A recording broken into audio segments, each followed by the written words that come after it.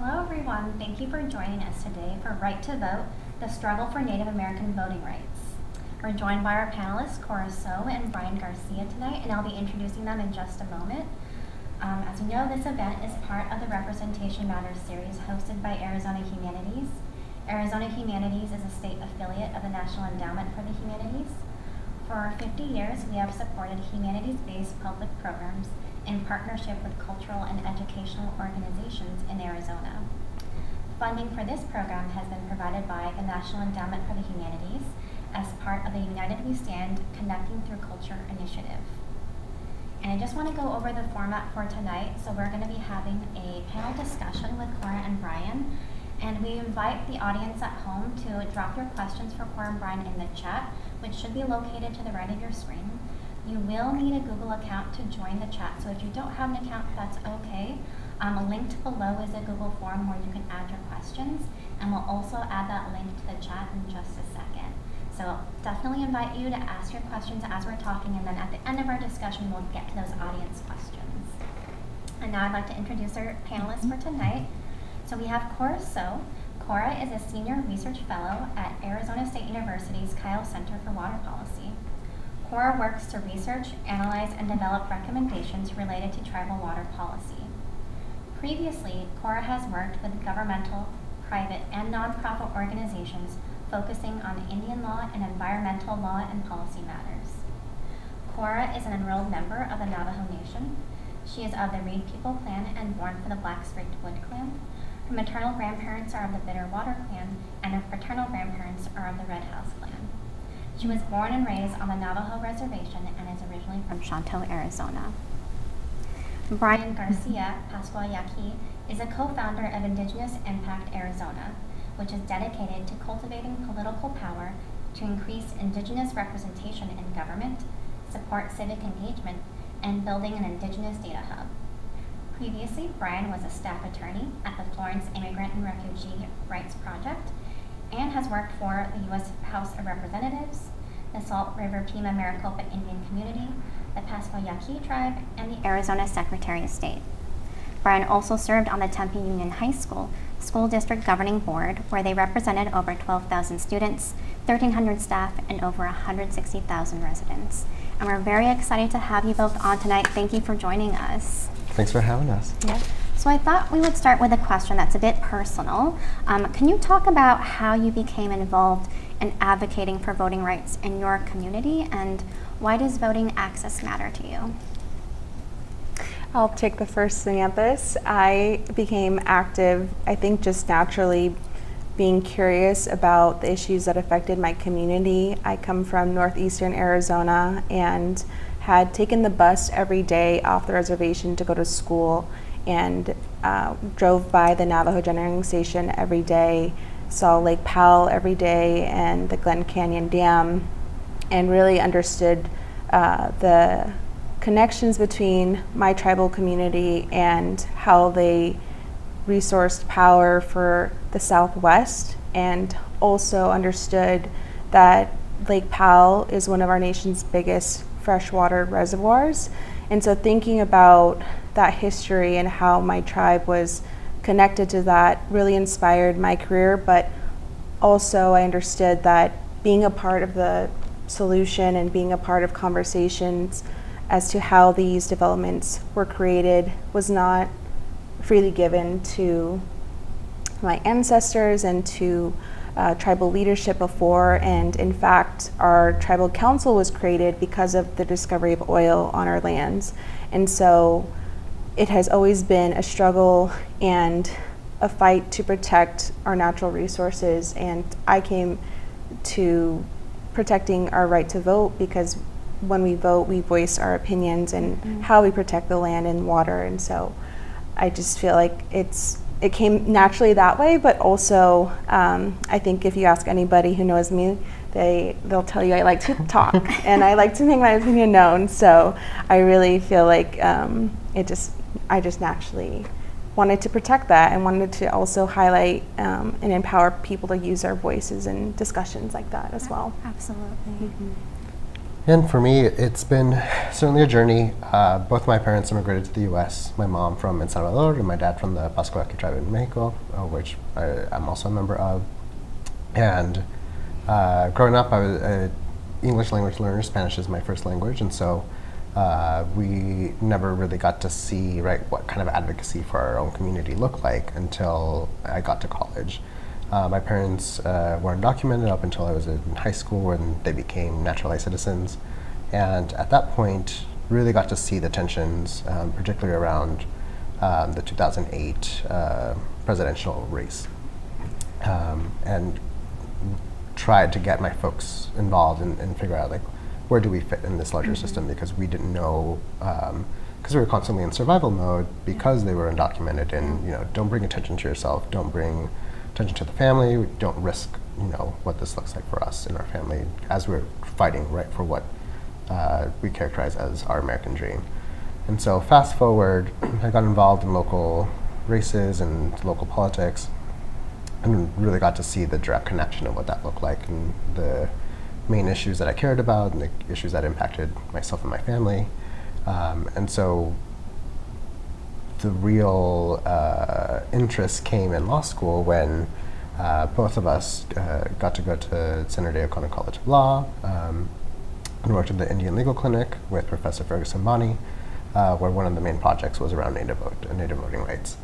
And it was at that point in time that really exposed us to a level of election protection around Native folks and our Native voting rights to be able to not only understand the landscape, the history, but how can we move voting rights not only for Native folks but everyone forward and have that access, so we can have a better system of government and representation across the board.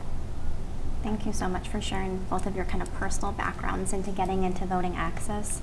I know here at Arizona Humanities, we are big advocates of civic engagement, and we are really big advocates of making sure voices are heard. So we're really lucky to have you both here today and advocating for voting access. So kind of before we delve into some of the history of voting rights, can we talk a little bit about federal Indian policy for our audience who might not be familiar with it? What is that relationship of tribal nations to the federal and state governments? Yeah, that's a very big question, and I hope Brian will fill in what I forget. But to start, the relationship between tribal nations and the federal government is different than the relationship tribes have with state governments. The federal trust responsibility is that recognition of the inherent sovereignty that all tribal nations had pre-colonization and pre-establishment of this country. And it is a direct legal and political distinction that defines us separately as Native Americans from other communities of color in this nation. And that's very important because our leaders and ancestors knew the inherent value of our people and of our lands and resources, and had the foresight to make those binding legal contracts, and not only legal contracts but also moral promises with the federal government in cession for the land that the United States now exists upon. And so from that recognition, the federal government is obligated to protect that federal trust responsibility, and you see that responsibility reflected in many different ways in law and policy, but it has also hindered the development of tribal nationhood development and sustainability over time. And I think that's something that Brian and I have both recognized in our studies of federal Indian law and policy. In regard to the state government, as states were being established, and when you look at history, the western portion of the United States came later. It was a distinction by the federal government to distinguish tribal nations and Native Americans from state governments. And so state governments don't have that specific obligation to tribes like the federal government does. However, over time, as we'll discuss more in depth in this conversation, Native Americans have contributed to not only the United States but their own states, and with that contribution comes the benefits of being a part of our communities and our economies, and so it's been an evolving relationship, and oftentimes, like the work that I do in water rights, has been antagonistic, and I think that's been a trend because it again is a conversation of power and of colonization, and so as we are going through this experiment of democracy and representation, we see how tribal nations have had to work with other sovereign governments to begin to define what that relationship is and protect their sovereignty. Yeah, and just to add a little bit onto that, right, the systems that both in the federal and the state were not designed for Native folks, and we see that throughout the course of history, and even as the Arizona Constitution was being debated, but with the U.S. Constitution, the structure, right, as a political status, designating Indian tribes as a separate sovereign with states, independent, foreign nations, and Indian tribes. And so with those classifications identifying as each, right, a political status, being able to connect that back into how are we formulating these policies for our communities, and how are we integrating and advancing policies on behalf of our communities that isn't to the detriment of our communities. But we've seen, right, in history that certainly wasn't always the case. I like that kind of phrase you use, the experiment of democracy and representation, and it's constantly changing. So can we talk a little bit about citizenship for Native Americans? So we have that 14th Amendment that actually didn't grant citizenship to Native Americans. So what was the pathway to citizenship then?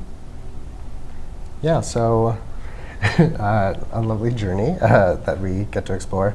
So this year we celebrate the 100th anniversary of the Indian Citizenship Act, which, right, declared Native folks as citizens. But it's always interesting to me because, right, the first peoples on this land are Native Americans, and has never been classified as such and recognized. And yes, tribes are as separate sovereigns, but only viewed as citizens of their tribal nations and not of the U.S. And so with this year in particular being 100 years, 100th anniversary, this is also the 76th anniversary of the Native right to vote in Arizona. And so when the Indian Citizenship Act was passed, it was through the 14th Amendment that later granted citizenship. But as we saw throughout history, particularly in Arizona, despite that, we did not see those benefits, privileges, and rights being granted to Native folks in Arizona. And even then saw, right, the barriers with poll taxes, literacy tests, et cetera, that were created intentionally barriers to prevent Native folks from engaging in the political process.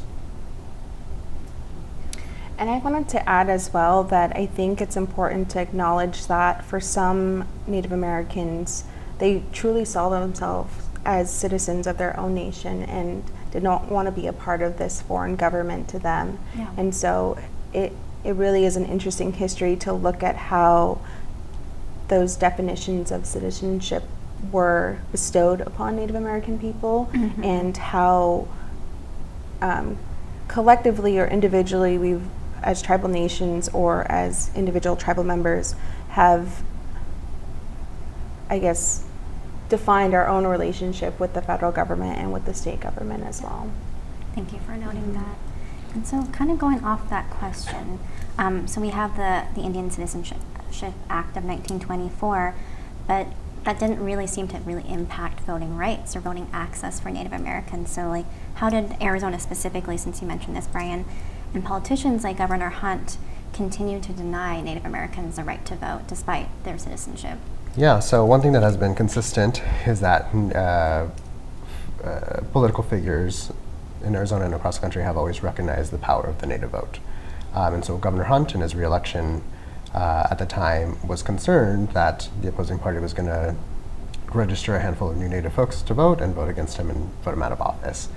And so saw Native folks as a real threat, and basically moved forward and challenged the ability for Native folks to register to vote, and challenge under residency requirements and competency issues. And so because of the relationship with the federal government.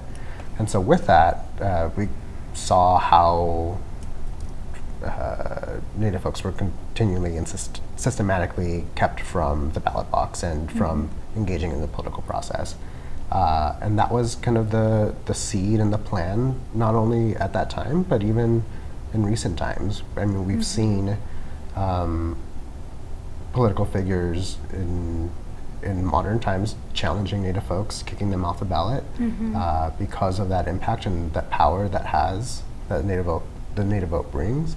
And even the Native vote was credited to giving statewide wins to Senator Sinema, Senator Kelly, and so many other statewide officials because of what that power brings. And so despite that, we're able to see that progress and that growth. But even today, we're still seeing attacks and trying to prevent the Native vote from actually turning out. Yeah. Did you want to add anything to that, Cora? No, Okay. I think it's covered. And so, kind of thinking about some other dates in history, we have the Voting Rights Act of 1965. Can you talk a little bit about how that impacted Native Americans' access to voting? And kind of thinking about the obstacles specifically in Arizona too. So I guess what did that landscape look like after that? Yeah, so I'll talk, there's so much within the Voting Rights Act, but I'll talk particularly about Section 5, pre-clearance. And for folks who are unfamiliar with pre-clearance, essentially it's a kind of like a vetting tool. So let's say here's a literacy test that I want to pass, and I have to give it to the federal government. And the federal government has to say, all right, based on whether you have previous or a pattern of discriminatory behavior, is this okay to move forward, yes or no? And so the federal government would pre-clear that as an election administration change moving forward. Okay. And so there's a Supreme Court case that basically struck it down and said no more pre-clearance, and that allowed and protected tribes and Native voters, particularly like in Navajo County, with materials and translations, to be able to have those protections in place and not, have discriminatory practices in place. Right. Unfortunately, that's not the case now, right? But we're thankfully fortunate that we have leaders that aren't right now necessarily actively trying to put additional measures in place that would prevent folks or that would normally trigger Section 5 preclearance. But at the same time, we do have anti-democracy actors in Arizona trying to push those forward, knowing full well that they wouldn't be subject to Section 5 preclearance. And so the Voting Rights Act helped with a lot of those elements and what we think about in history with being poll taxes, the literacy test, et cetera. But that doesn't mean that they're not being, those challenges or barriers are being modernized now. Yeah. They certainly are, just in different ways and showing up in different ways. And would you mind talking a little bit more about those kind of historic obstacles that were in place, kind of explaining what those look like and how they were implemented at the polls? Yeah, I mean, with like literacy test, as someone who was ELL, growing up ELL as a primary Spanish speaker, probably would have not passed that literacy test, nor would have my parents, or even with the poll tax, but. Yeah, and I have a couple of dates written down that I think is important to highlighting that history. Talking about the 100-year anniversary of the Indian Citizenship Act in 1924. 4 years later, we have the first seminal case in regard to voting rights access for Native Americans in Arizona, and in 1928, 4 years later. And one of the leading arguments in that case for the federal government and state government in regard to whether Natives could cast their ballots in Arizona was denied because they understood Native Americans to be under guardianship of the federal government. And that is a direct example of how federal Indian policy and law continues to prohibit full access and full participation in this government that Native Americans contribute to daily. I think it's something that not a lot of folks realize, that tribal nations in leaders and attorneys and advocates all have to contend with and try to dismantle. And so beyond that, we go directly into the 40s, and at the time, as a country, we're still developing, and out here in the West, of course, still developing, but going through very serious world military challenges and seeing Native Americans enlist and volunteer to serve on behalf of the United States for many reasons, but I think that's a direct catalyst for putting the pressure on state governments and federal officials into leading into the full access to vote for Native Americans in this country. But that being said, in World War II ended in 1945, and we didn't have direct access to vote until 3 years later. And so with the overturning of the Porter v. Hall case. And so with the Voting Rights Act being established in the mid-60s, we've seen trinkets of progress over time. And I think we're in a new phase of that where we're seeing different challenges. And so even though we have these progressive steps in our mission to have full access, we're seeing different layers of barriers. And so I like to think of the early 1900s to mid 1900s of that direct legal and political fighting. But I think now we see different challenges and barriers continued in that aspect, but layered in, I think, practical barriers where, like communities like mine, where folks have to drive hours and take time off of work or try to plan for their family members to get registered to vote and to coordinate trips to go to the polling sites, and oftentimes having polling sites close. I think a direct impact that we see on Navajo is that we have different time changes. So sometimes that confuses folks of what time the polling locations close, if we're going off Arizona time or Mountain time or Navajo time. Western times are in November too, so that's right when that time change happens. So it's always confusing, even for me, of just like making sure I know when the polls close, and all of those different challenges is really interesting to think about. But now we're in this new phase of different barriers, and I think I don't know if it's progressed as much as we would like, but I do feel like there's more conversation about these barriers, and like the conversation we're having now, but also more advocates that we see across Indian country who know that this fight is not just unique to Arizona. Thank you for sharing that. And this is just maybe an unfair question. I'm not asking for data points, but after the Voting Rights Act, did we see like a jump in participation from Native American communities in voting? Or was it kind of like more of a slow trickle because there's still so many obstacles, like physical obstacles in place? Like, was there when was that shift that we see more voting, or how did we not see a big shift right after? Good question. I'm not too sure, but based off of some of the history points and like the cases, I think there was momentum that certainly picked up once Native folks did get the right to vote in Arizona.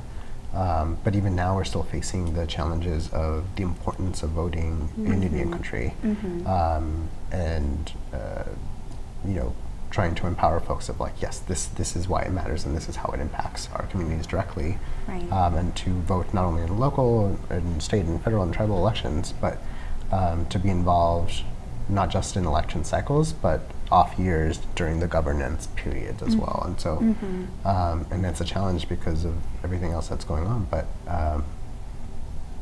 despite it all, right, we're still trying our best to make sure that we're engaging all of our communities year round.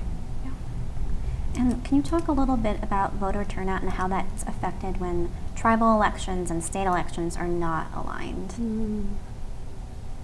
Do you have direct data points?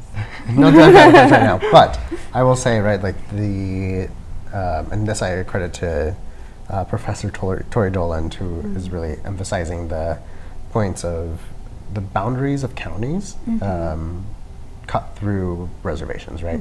They're not fully inclusive of the reservation lands.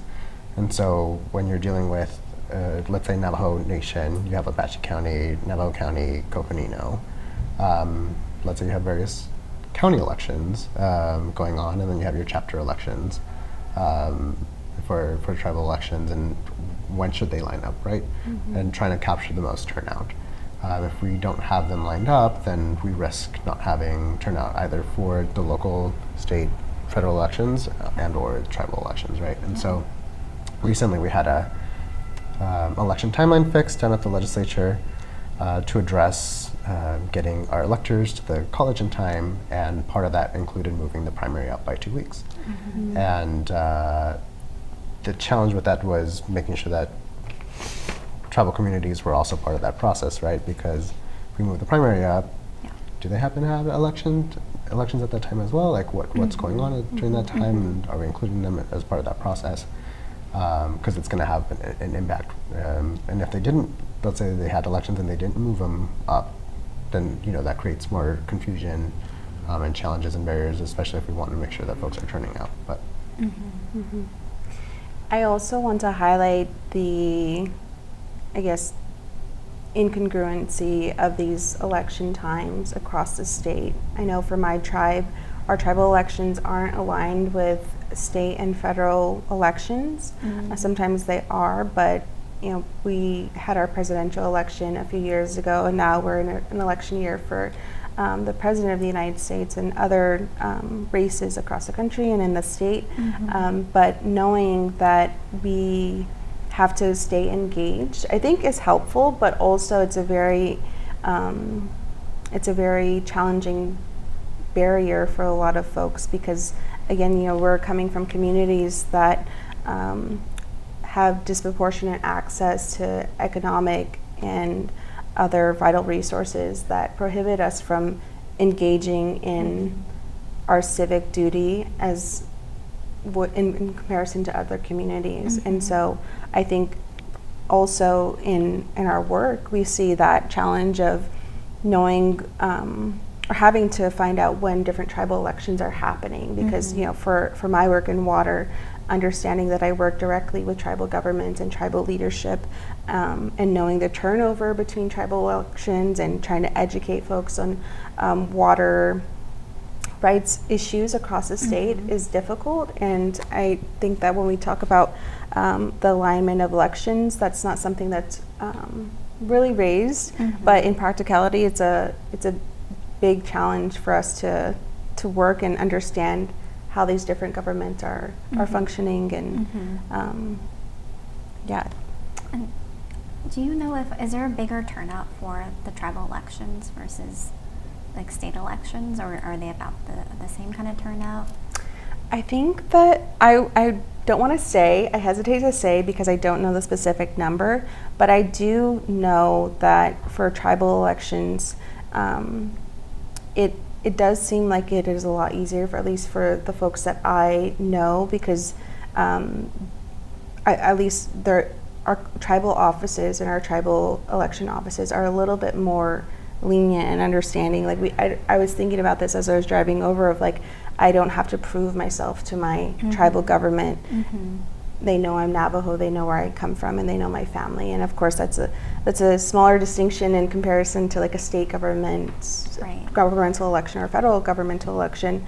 But I do know that in the community, a lot of folks really understand the impact of their chapter official or their council delegate, and do want to turn out so they have representation for the issues that affect them the most. And I think that I wouldn't be shy to say that I don't think that turnout exactly exists for state or federal elections, because we don't see that direct reflection of representation or advancement of our protections and issues at the state or federal level.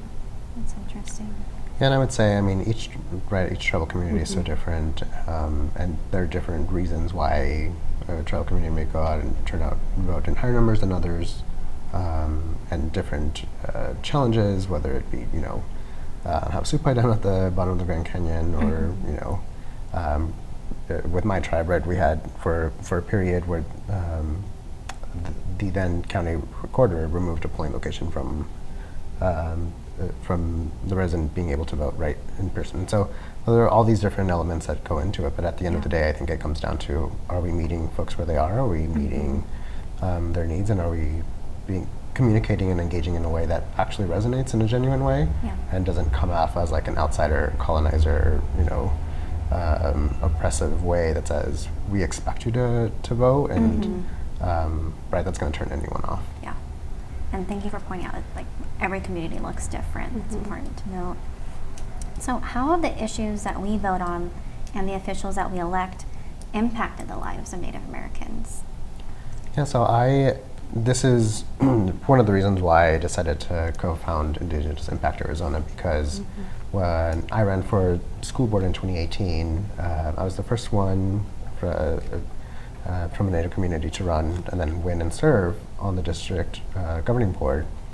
And it was very insightful to me because a lot of the decisions we were making were, granted, yes, based on data, based off of information, but also the engagement of families that were part of the process.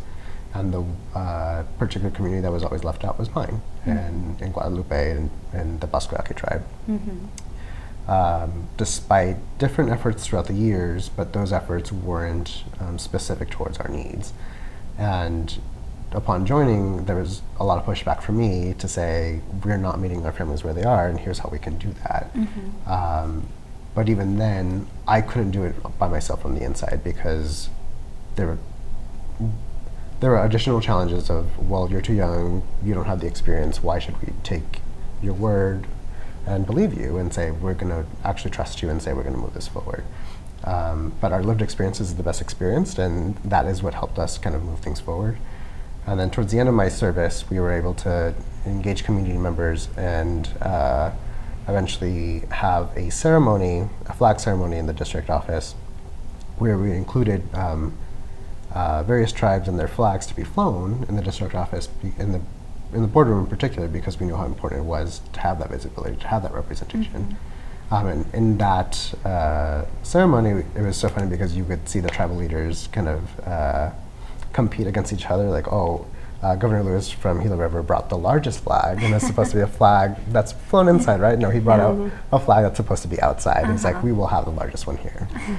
So it was, a joyous occasion and to be able to do that. But then not even an hour later, when we started our regular meeting, we had Native history on the course rolls, and there was a recommendation from the administration to remove it from the rolls. Which to me was a kind of a stark difference, right? We had just had the ceremony to reestablish our relationships with local tribes and to have a focus on Native students, because when we invest in Native students, all students succeed too, right? But to remove Native history from the rolls, to me, was quite offensive, because we had just celebrated reestablishing these relationships. How can we do that when we just did this, right? And so at that point in time, I pushed back and said, no, we need to actually double down on our reinvestment. And yes, we are, setting our land acknowledgements in the meetings, but how are we connecting that to the actual action, right? Yeah. And so for me, what does that look like? And we were able to invest in expanding Navajo language, but also establishing Yaqui language for the first time ever in the district's history. And being able to have that sense of culture and belonging to now the students who drove that effort and community members now get to have it, and they expanded it to Yaqui language too, even after I'm gone and no longer serving on the board. And so my point of that story is our representation in all levels of government matters, right? Because we're able to inform and provide that perspective. But not only in issues like that, but also when my brother was graduating high school, I was also on the governing board. My dad got diagnosed with stage 4 pancreatic cancer. And one of the things as a first generation family, right, is we want to celebrate each other and all the accomplishments. And my brother was excited to wear his native regalia for graduation. And at that same time is when our dad was going through intense chemotherapy and could not make it. And so we were like, okay, that's all right. We'll just go through the ceremony. We'll recreate it later, or take photos of it and share it later. And excuse me, the administration at the time prevented my brother from wearing his native regalia and told him that he would be disciplined for it if he kept it on. Oh. He would not receive his diploma that night. So he went up, I shook his hand, and you can see the frustration on my face that night, and he's like, do not make a scene, I don't want to make this an issue. But that was a special moment that was taken away from us. Mm-hmm. Our dad passed away a week later, and we never got to recreate that ceremony for him, and never got to see him graduate with his native regalia and all the sacrifices, right, that he put into that. Later, we were able to pass district policy to make sure that never happened again. But even took it a step further in coalition with other tribal partners to have that prohibition be covered in state statute. And so now, wherever you are in the state, that is prohibited. And that is thanks to so many state legislators. Jasmine Blackwater, Blackwater Negrin, who we went to law school with, was part of that effort. And Jennifer, Representative Jennifer Tremaine at the time as well. But if we didn't have those partners right at the state level, this couldn't have expanded that protections to other folks across the state. And so, to your point, I think that, to your question, that's I think why it's so important that we elect Native folks up and down the ballot to make sure we're protecting our communities as well. Absolutely. Thank you so much for sharing that example. And I love it because it also kind of shows the impact of school governing boards too. It can have such a direct impact on a community. Yeah, definitely. And just to add to that, I think coming from my perspective in water law and policy, who we elect into the governor's office and state representatives and even to water boards across the state, and who those officials appoint to certain positions to advise them on water issues or environmental issues, or what designated rate you pay as a water customer or electricity customer, all come down to people who run for these certain boards and are elected, and that directly affects your livelihood because those are the rates that a group of people designate to establish for you. But I think something that's been striking to me in my work specifically on Indian water rights is how an impact of an administration can hinder or progress the progress of achieving tribal water settlements. And so, for example, in the state of Arizona, we have 22 tribal nations. Of the 30 within the Colorado River Basin, about 14 tribes have either fully or partially resolved their water rights, and the remaining tribes have been advocating for the resolution of their water rights, either through litigation or settlement negotiations, or simultaneously doing both of those. But at least for my tribe, those negotiation discussions stopped with the last administration. The governor at the time had a strict policy as a settlement negotiation provision for tribal nations to prohibit them from taking land into trust. So, for instance, if a tribe is not on their ancestral lands and wanted to reclaim that land and establish homes and reconnect to their culture and bring that land into trust or protection, the state of Arizona told tribes, you're not allowed to do that if we settle your water rights with you. And so thinking of the history of tribal nations' dispossession of land in this country and the inherent cultural identity that they have to the land and water resources, that was a non-starter. And so we saw the stall in these negotiations, and millions of dollars contributed into litigation and the perpetuation of conflict between neighbors and counties and cities and towns. But then we had the election of Governor Hobbs, who rescinded that provision, and now we have 4 tribal settlements in Congress getting ready to be resolved, and that gives water access and water security for thousands of Arizonans in central Arizona and northeastern Arizona. So that's a direct effect of electing somebody who wants to provide water security and access for all Arizonans versus getting caught up in critical aspects, but also aspects that may not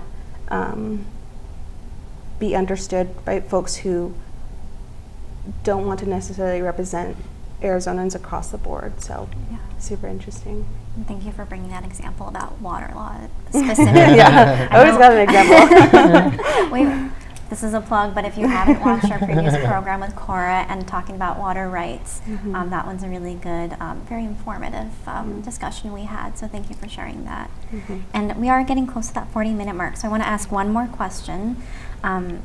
If obstacles to voting were removed, what could Indigenous representation look like in Arizona? We would have so many more Native folks elected at every level of office. I mean, with 22 federally recognized tribes, we should have more representation. You know, just like, for example, like Gila County, we should have at least one member of the Board of Supervisors be a Native board member. We have our first potential member of Congress from the Navajo Nation, you know, running for the congressional seat up there. But the fact that it's taken 100 years since the Indian Citizenship Act for that even to be considered a possibility is a shock, right? And so, and that goes to all the barriers that have been in place for so long to prevent Native folks from ever having that power to impact all of our communities. And we've seen, right, with the impact of Native electeds, not only having a positive impact on Native communities, but all of our communities and all Arizonans across the state.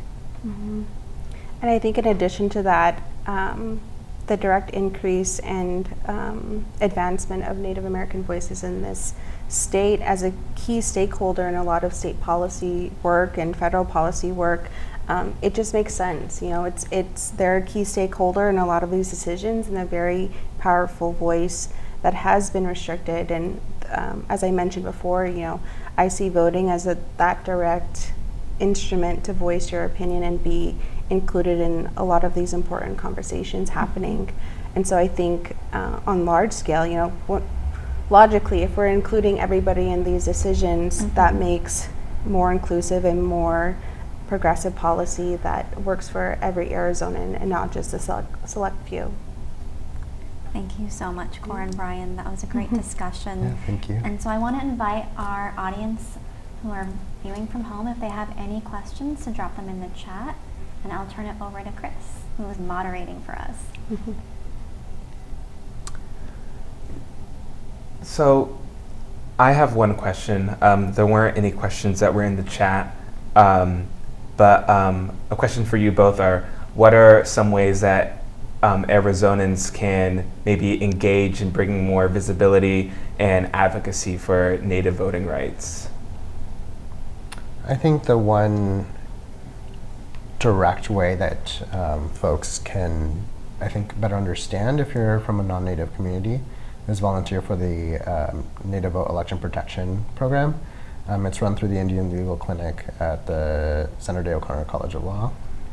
And you really get to see what those barriers are in real time and learn about how to advocate for Native folks, but anyone who really calls the hotline to ask for help and understand the various nuances to election administration and how they apply to voters, and depending on what part of the state you're in and what county you're in, whether you have a vote center county or whether you have a precinct-based county. I think volunteering for that will really help you understand what that looks like, and not everyone has to be an attorney. Really anyone can volunteer, and they will train you and prepare you for what to expect.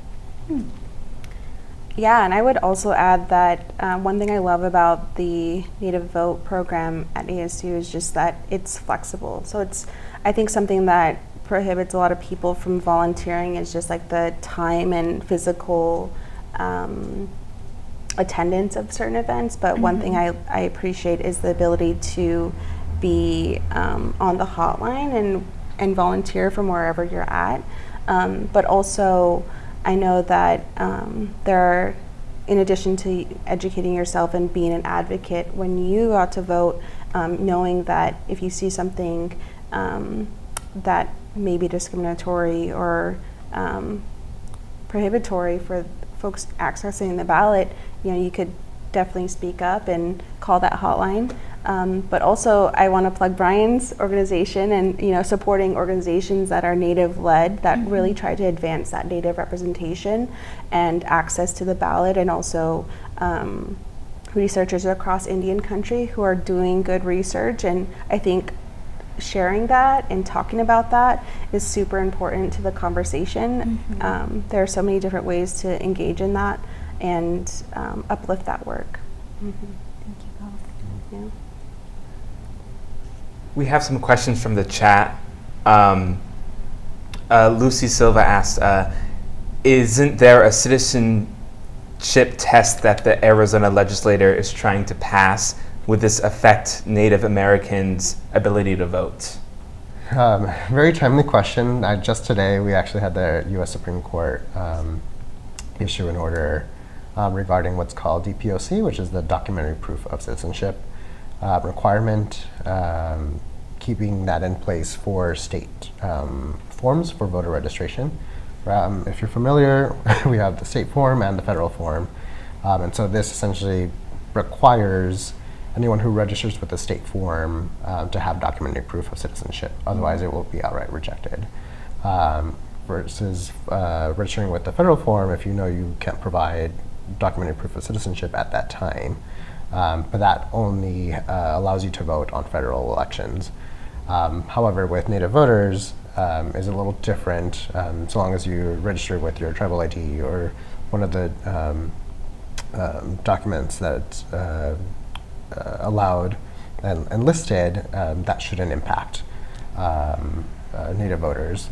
But I think it's important to understand if you don't provide that, then you would be subjected to the same challenges. But yes, that is an ongoing issue, and non-citizens are not voting to the degrees that are being alleged and thought about and challenged, and all this mis and disinformation that's spreading, and that's already not allowed by federal law. So just being mindful of what information is out there and what's being spread, whether unintentionally as misinformation or what's being spread intentionally to deceive as disinformation. But yes, very, very timely question. Thanks for asking that. Are there voting transport groups within each tribal community, and must Native Americans only vote at county sites? So right now we do not have a system where you can vote outside of your county that you're registered in. Hopefully one day we will be able to have that, so you can cross county lines and being able to vote outside your county, because we know that folks travel across the state for work and family, and we want to be flexible. There are some counties, like Maricopa County, we're a voting center county, where you can go to any vote center within the county and vote. But there are also counties like Pinell, where it's a precinct-based, where you must go to your precinct in order to vote. And so being thoughtful and mindful about what that looks like, right? And then, I'm sorry, what was the second part of the? The first part was, are there voting transport groups? And then the second part was, must Native Americans only vote at county sites? Gotcha.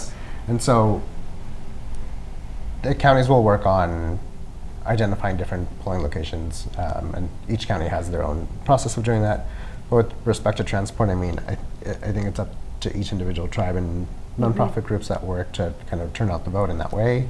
I know there are different efforts to do that with each respective tribal community, but that's not always the case. And so it just depends as to what the plans are and how each tribal government is planning on it. And not a question, but someone wanted to know if we could share a link to the volunteer opportunity that Brian, you had mentioned. Yes, I don't know the link on the top of my head, but I'm happy to provide it to you all to share it. If Brian can send it to me, and I will send it to everyone who registered for this program, you'll get that link as well as the recording for today. And can we talk a little bit about, for maybe people at home or anyone viewing this recording, how can we register to vote? And so what is that process? Do we know the deadlines off the top of our head, or?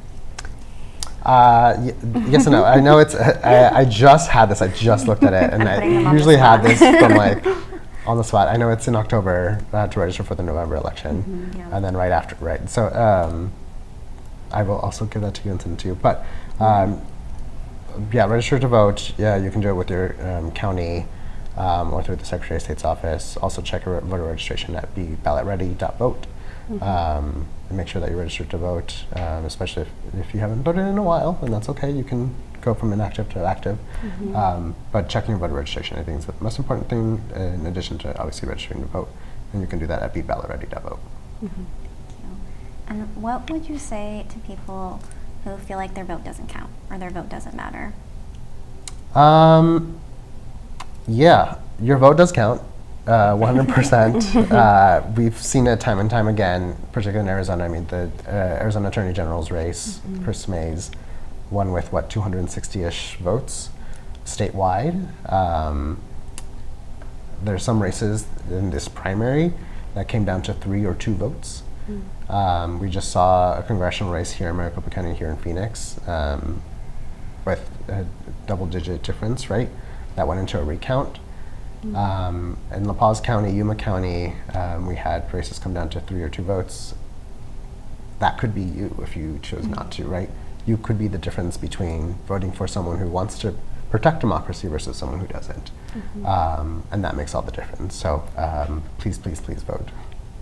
And I would also add that it's completely valid to feel that way. I think there's so much information and so many different social aspects to our daily life that we're contending with on a daily basis, and it's hard to want to be civically engaged and hard to think about something other than like the daily challenges you live with. And so I want to voice that, but also I do think, as I mentioned, I would ask, why you would feel that way, but also and trying to discover what that is. But I mean, if you're thinking about these large-scale elections across the country or statewide, I want to remind you of just the smaller elections that really impact your day-to-day life, and that I think helps me understand like my voice. And also, I think when you look at the data, you see the margins of how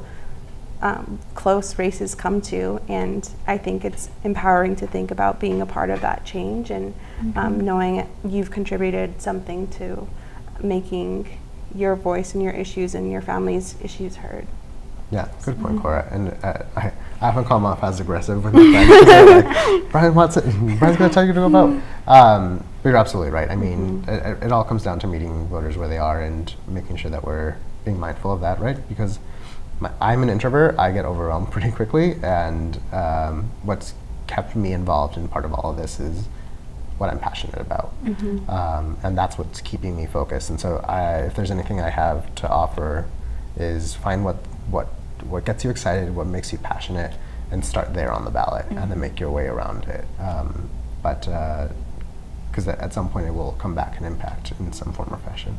And I think for Native Americans in particular, we're the most regulated citizens in this country. We're citizens of 3 governments. And so to think that your opinion doesn't matter and how others are regulating your daily life and how you live and your family's lives is, I think, a disservice to our communities. And so here's me being a little aggressive and telling everyone to vote, because it certainly matters, but I also understand why people would not want to. So, yeah. But we encourage people to vote, and we'll be out there helping. Thank you. Those are beautiful answers. And I know we have one more question. If Amber wants to start it off. Hi. So, you know that language is pretty important for Native folks. What do you think historically the Native vote would look like if we had the ballots in our Native languages for like maybe our grandmas and grandpas that maybe only spoke O'odham or Navajo or Pasquayaqui? Yeah, I mean, I think part of being part of a democracy, right, you want to make it as inclusive as possible and reflective as possible. And I think that's where we're working towards, and what that's our part of our vision of what we think about when it comes to access to the ballot, right? We've gone to the point that, you know, now we're having Spanish being part of election materials and what have you. And I know under Section 5, and having language, right, being part of all these things, you know, being able to have that be included in different counties as well. But what I would love, right, and we've thought about this and we've discussed this, whether through the Intertribal Council of Arizona, through Native Vote Election Protection, whatever you know, organization, is to have it written down on the ballot and to have that sense of pride and excitement to go vote and see that your native language on the ballot, and for the languages that aren't necessarily written down, that are verbal, you know, having some mechanism to be able to hear it and play it back to you in your native language, to protect, right, whatever culture and be responsive in that way, because not every language is written down, and so being responsive to each community in that way. But that's the vision, that's the goal, and hopefully we get there sooner rather than later. And I think it's also a direct reflection of how we're represented and acknowledged in this government system. I think if, like, to think about my grandparents voting and seeing the Nepazad on paper and understanding that, and I mean, I go back and forth as I was thinking about this question, because Navajo wasn't written. It was an orally transmitted language, and so it wasn't till the mid 1900s where we had it actually written down, and very influential in securing this nation in World War II and World War I. But I do think on a very human level, it would have been very impactful to see all of those sacrifices and contributions directly reflected in how we show up at the polls. So. And then right now, two organizations, All Voting is Local and the Intertribal Council of Arizona, will be running native ads and particular tribal communities in their native language to turn out the vote in a C3 way, as in previous years has happened, and also like through radio, etc., right, to meet families where they are. And so, but yeah, there are different organizations that are ongoing and to address this and to kind of build off of that work and to hopefully get there one day. That's a great question. If we don't have any more questions in the chat, we'll wrap it up because we are close to 7 o'clock. I want to thank our panelists, Cora Tso and Brian Garcia. Again, thank you so much for sharing your expertise with us, and I hope everyone at home enjoyed the program today. Thank you all, and have a good night. Thank you so much. Bye.